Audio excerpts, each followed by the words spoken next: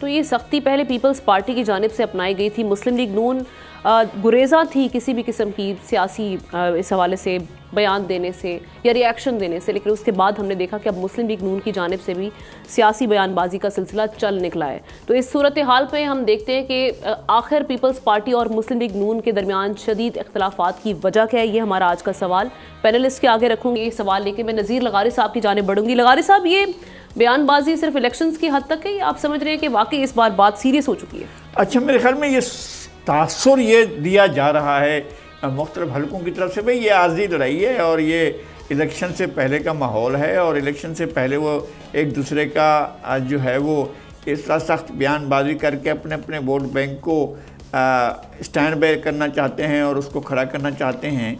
मेरा ख्याल ऐसा नहीं है। मेरा ख्याल ये है कि दोनों पार्टियाँ नज़रियाती तौर पर, फ़िक्री तौर पर और तारीख़ी तौर पर एक दूसरे से बिल्कुल अलग हैं और एक दूसरे से बिल्कुल मुतज़ाद हैं और मुतफर्रिक हैं और अलग अलग हैं और उनकी पोजीशन एक नहीं है। और जो पिछली बार भी ऐसा हुआ था, ये आपके सामने की बात है, 2022 में 2021-22 में जो है पीडीएम टूट चुका था और पीपल्स पार्टी और एएनपी निकल आए थे वहाँ से। और उसके बाद जब ये मामला आया था इसका कि भाई अब वो इस्तीफे दिए जाएँ और सारे के सारे पीपल्स पार्टी नहीं मान रही थी। वो कह रही थी कि जनाब आप इस्तीफे देकर आप पार्लियामेंट को जो है उसकी हैसियत को आप कमतर करना चाहते हैं, पार्लियामेंट से इस्तीफे देने की कोई ज़रूरत नहीं है। और ये बज़िद थे कि इस्तीफे दिए जाएँ। फिर बाद में हालात ऐसा पैदा हुए कि तारीख अदम एतमाद आई और वज़ारत उज़्मा भी उसी पार्टी को गई जो जो चाहती थी कि सारे इस्तीफे देकर चले जाएँ। तो उनमें भी बल्कि इसके इनिशिएट तो मौलाना फजलुर रहमान ने किया था कि भाई असम्बलियाँ छोड़ दें और वापस आ जाएं।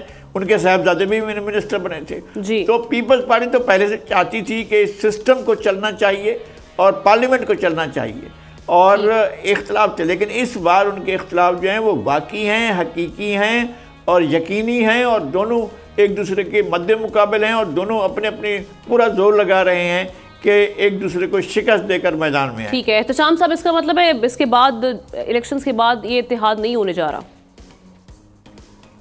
देखिए, मैं लगारी साहब हम तो हमसे बहुत ज़्यादा जानते हैं और उनको मेरा ख्याल है जिस तरह चीज़ों को पता है।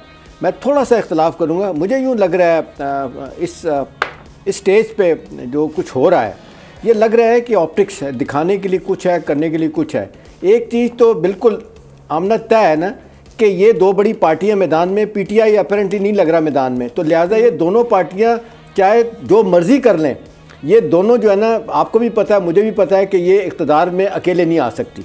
लिहाजा ये जो कहा जा रहा है ना कि एक हाइब्रिड कंट्रोल जमहूरी निज़ाम होगा PDM plus plus led by Noon, मुझे लगता है ये बिल्कुल उस तरफ जा रहे हैं। हाँ, एक चीज़ है कि पीपल्स पार्टी ने बड़े खूबसूरत तरीके से ना, ख़ास तौर पे बिलावल भुट्टो ने जिस तरह डिस्टेंस किया है ना, और एक जिसको कहना चाहिए मुश्किल में डाल दिया पीएमएलएन को। 7-16 माह रहे हैं लेकिन सारा मलबा उन पर डाल दिया है। वो कहते हैं जी आपके पास तो सारी अहम वजारतें थी, फाइनेंस आपके पास थी, इंडस्ट्री, डिफेंस, कॉमर्स, हमें तो जो 2 मासूम वजारतें दी हुई थी, एक climate change led by Sherry Rehman और दूसरी फॉरेन मिनिस्ट्री जो थी उनकी। वो कहते हैं सारे फैसले तो आप करते थे। अब देखें कि अब जिस अंदाज से तनकीद कर रहे हैं बिलावल, वो आमना कह रहे हैं कि बड़े बड़े फैसलों में आप हमें शरीक ही नहीं करते थे, जबकि वो कंट्रडिक्ट कर रहे हैं कि नहीं आप हर जगह मौजूद होते थे। मेरा अपना ख्याल है एक तीर से 2 शिकार कर रहे हैं बिलावल। वो चाहते हैं पीटीआई का वोटर भी अट्रैक्ट करने और जो डिस्कंट्रोल एलिमेंट हो सकता है पीएमएलएन में, जो ये समझता है कि जी बड़ी पार्टी थी, जिम्मेदारी इनकी है, जिस अंदाज से महंगाई हुई, गुरबत में इजाफा हुआ, जॉब क्रिएशन नहीं हो पाई और बेताशा मसाइल मुश्किलात हुए, वो उससे अपने आप को बचाना चाहते हैं। वो बार बार यही कह रहे हैं कि जी बड़ी पार्टी आपसे, लिहाजा जिम्मा आपके ही है। लेकिन मेरा अपना ख्याल है ये अल्टीमेटली इकट्ठे होंगे और यही दोनों पार्टियां और कुछ और पार्टियां मिलकर एक बनाया जाएगा सारा एक सिलसिला। दूसरी बात एक आखिरी कर दूं कि अगर नवाज शरीफ साहब अच्छी बुक में है तो जरदारी साहब भी एस्टैब्लिशमेंट की कोई इतनी बुरी बुक में नहीं है, अच्छी बुक में है। इंटरेस्टिंग। फिजा, अब आप भी समझती है कि वही रवायती बयानबाजी है, इत्तेहाद फिर हो जाएगा एक बार फिर इलेक्शंस के बाद, जैसे पहले होता रहा माजी में? अच्छा, एक बात आप समझिए कि दुनिया भर में जो सियासी जमातें हैं वो नज़रियात पर चलती हैं कि किस पार्टी का क्या नज़रिया है, वो इक़्तिदार में आएगी तो क्या सोच रखती है, उस पर कितना अमल दरामद करेगी आने के बाद। हमारे यहाँ जो नज़रिया सबसे ज़्यादा बिकता है या आप कह लें कि काबिल अमल है, जिस पर अमल दरामद होता है, हॉट फेवरेट कह लें, जिस पर अमल करना शायद ज़्यादा आसान होता है, वो है जी नज़रिया ज़रूरत। अब नजरिया ज़रूरत बड़ी इंटरेस्टिंग सा नजरिया है कि जो नजर ज़रूरत हालात के मुताबिक जो तकाजा करता है ये आपको उसी तरफ ले चलता है, उसी सड़क पर ले चलता है। अभी हालात का तकाजा ये है, अभी कुछ महीने पहले हम देख रहे थे 16 महीने हालात या नजरिया ज़रूरत ये तकाजा कर रहा था कि पार्लियामेंट में ये पार्टियां जो किसी की शक्लें तक देखना नहीं चाहती थी, किसी ने किसी को सड़कों पर घसीटना था, किसी ने किसी से हिसाब लेना था, किसी ने किसी के साथ जन्नत में भी नहीं जाना था, इकट्ठे नहीं बैठना था, लेकिन नजरिया ज़रूरत ने तकाजा किया तो पार्लियामेंट में इकट्ठे बैठ गए। अब नजरिया ज़रूरत तकाजा ये करता है कि दूसरे पर तनकीद करें क्योंकि आपने वोट लेना है। अच्छा, दूसरा पॉइंट अब ये भी जहन में रखें कि हर पार्टी का सबसे ज्यादा फोकस है पंजाब, क्योंकि पंजाब में जितना आप वोटर को अट्रैक्ट करेंगे, जितना वोट बैंक आपका मजबूत होगा, सेंटर में मरकज में हुकूमत बनने के काम आएगा। इस टाइम पर पंजाब में नून लीग का वोट बैंक बहरहाल मजबूत है और इसमें कोई दो राय नहीं है कि पीपल्स पार्टी की पंजाब में वो पोजीशन नहीं है।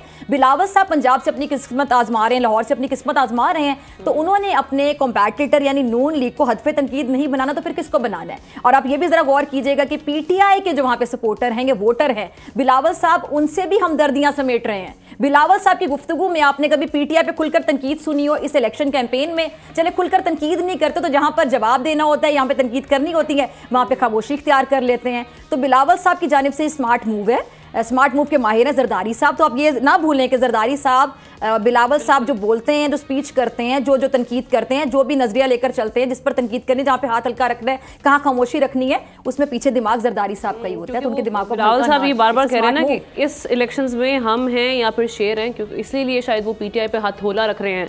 ज़ाहिर शाह शराजी साहब, आप क्या देख रहे हैं, किस तरह से ये जो बयानात हो रहे हैं, ये सिर्फ बयानात की हद तक है, ये वाकई इस बार जो है मामला गर्म हो चुका है, अब ये हाथ मिलाने वाले नहीं? अब अकेले हैं लेकिन वो हमेशा सब पे भारी होते हैं और मेरे ख्याल में टैक्टिक्स दो मेरे ज़हन के अंदर है, बिलावल और जरदारी साहब की।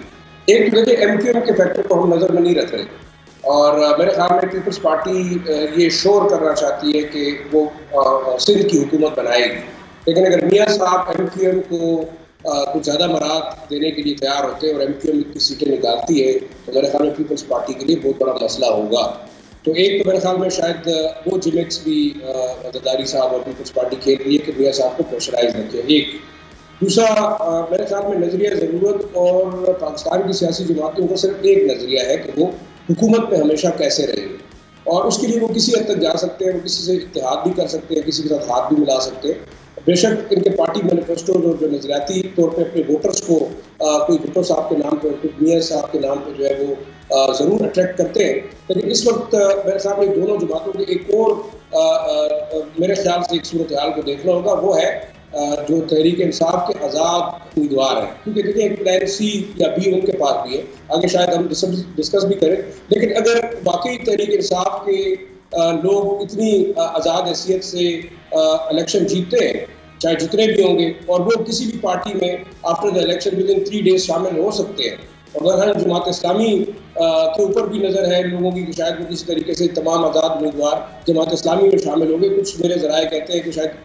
अंडर द आर्म आपस में इनकी बातचीत भी चल रही है, तस्दीक नहीं हो सकी दोनों जानिब से, लेकिन शायद एक ही ऑप्शन भी हो सकती है। तो देखिए 2 पार्टी सिस्टम जो पाकिस्तान के अंदर था, पीपल्स पार्टी और PMLN वो बारियां लेते रहे, और जाहिर बात है कि अगर तीसरी पार्टी जो कि तहरीक इंसाफ की शक्ल में इस वक्त इलेक्शन से ऑलमोस्ट आउट है टेक्निकली, अगर उसके आज़ाद उम्मीदवार जीते हैं वो दूसरी बात है, तो मेरे ख्याल में दोनों पार्टी कोशिश करेंगी कि वो ऊपर आए। तो मेरे ख्याल में उम्मीद और जो तवक्को है वो तो जरदारी साहब की भी उनकी पार्टी का बंदा जो है वो वज़ीर आज़म बने, मियाँ साहब तो वैसे ही एश्योर्ड है, लेकिन अब देखना ये होगा कि बात किससे हुई है और वादा किससे किया गया था, ये एक बड़ा फैक्टर है मेरे ख्याल में। बिल्कुल सही बात है, ये एक फैक्टर हमें नजर आ रहा है। सब्सक्राइब करें और बेल दबाएं ताकि कोई खबर रह न जाए।